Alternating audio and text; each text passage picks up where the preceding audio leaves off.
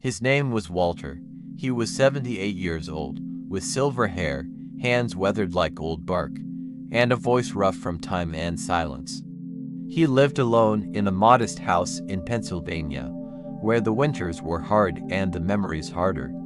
Every morning at 6:15, he sat at the same kitchen table, drinking instant coffee from the same chip mug. On the wall beside him hung a faded photograph, two boys in matching denim overalls, standing in a field of wheat.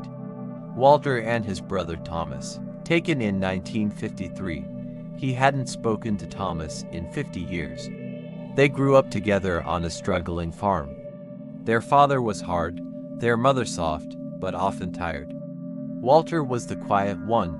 Thomas had a fire in him. They fought often, but there was love underneath, boyhood loyalty forged in dirt and chores. Then came the fight. It wasn't the worst they ever had, but it was final. A woman, an inheritance, sharp words they couldn't unsay. Thomas left. Walter stayed, and neither one ever looked back.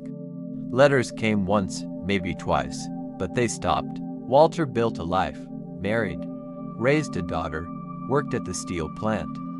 Lost his wife to cancer, retired, watched his neighbors move, die, or forget his name. Thomas was a ghost, not gone, just unwelcome.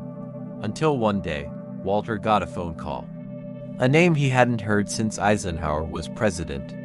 It was Thomas's daughter. Her voice was careful, soft. She said Thomas had a stroke. Couldn't speak well, couldn't write.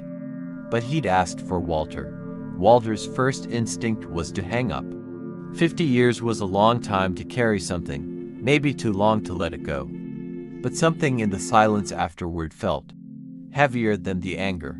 A week later, Walter packed a bag. He drove across 3 states, 10 hours on the road, no music, just old country radio and the hum of memory.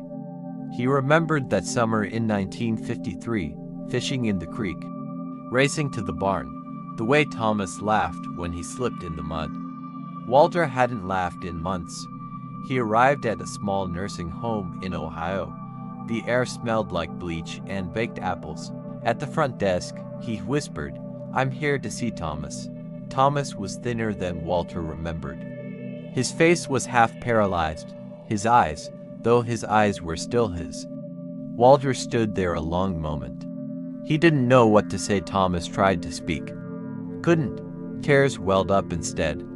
Walter pulled up a chair, took his brother's hand, and for the first time in 5 decades, they sat together in silence. But it wasn't angry anymore.